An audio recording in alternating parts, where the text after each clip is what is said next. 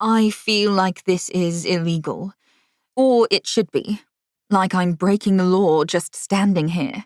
And if not illegal, it certainly feels immoral to be holding the keys to my father's restaurant. My restaurant. My heart has kicked up and my palms are sweaty. It's been a week since I heard the news from the estate attorney, but it's barely sunk in. And so, here I am, at almost 1 a.m., the full legal owner, and yet too afraid to step in. Not just afraid, if I'm honest. Unworthy. I gaze up at the flickering neon sign, irritated to see the N barely glows, making the name of the restaurant appear to read Icky's, which, and I cannot stress this enough, is a terrible name for a place where anyone might want to eat food.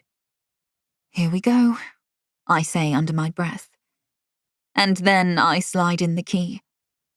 It's dark inside, but the familiar smell of garlicky earthiness with a nose-tingling hit of lemony floor cleaner hits me like a punch to the nose. Smell is the most visceral of senses, and I am transported back in time.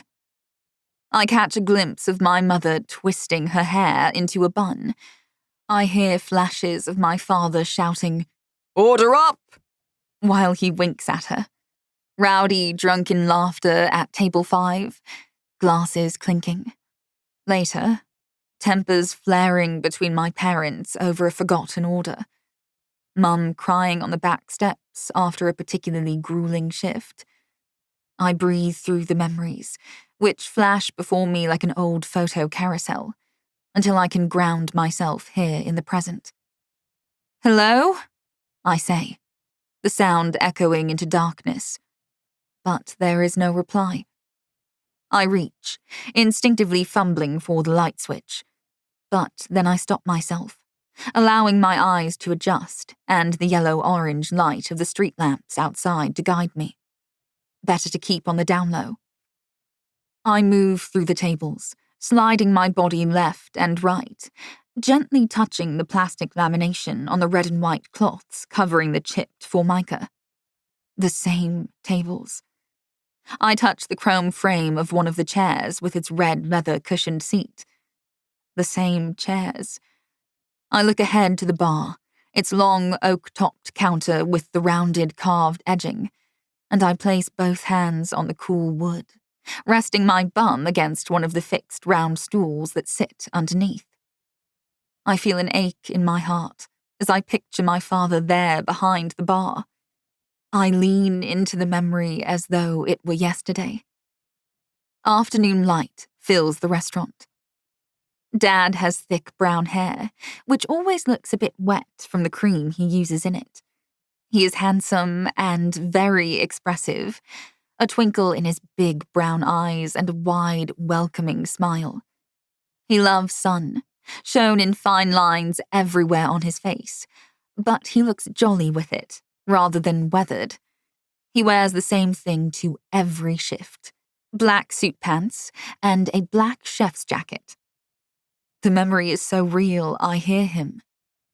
"Up you get, sweetheart," my dad says as he pats the bar. I scramble up. I must be 9 years old.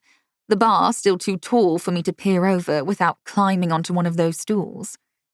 Dad is watching Jamie Oliver on the TV behind the bar, and he's teaching me how to make tortellini. "It's called The Naked Chef. I'm checking out the competition." Dad always wanted to be like those TV chefs, but Jamie Oliver wound him up because he was successful so young.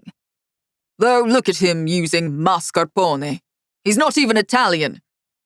"He trained at the River Cafe, and that's Italian food." My mother. I remember her smoothing her spaghetti-strap dress and fixing an apron around her middle. I thought Mum was the most beautiful woman in the world. But in this memory, I see a jittery anxiety I didn't recognize back then.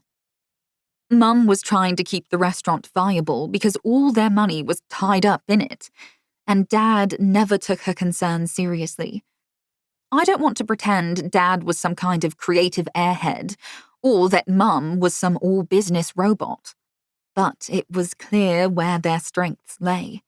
Dad was the cook, and Mum was the coin.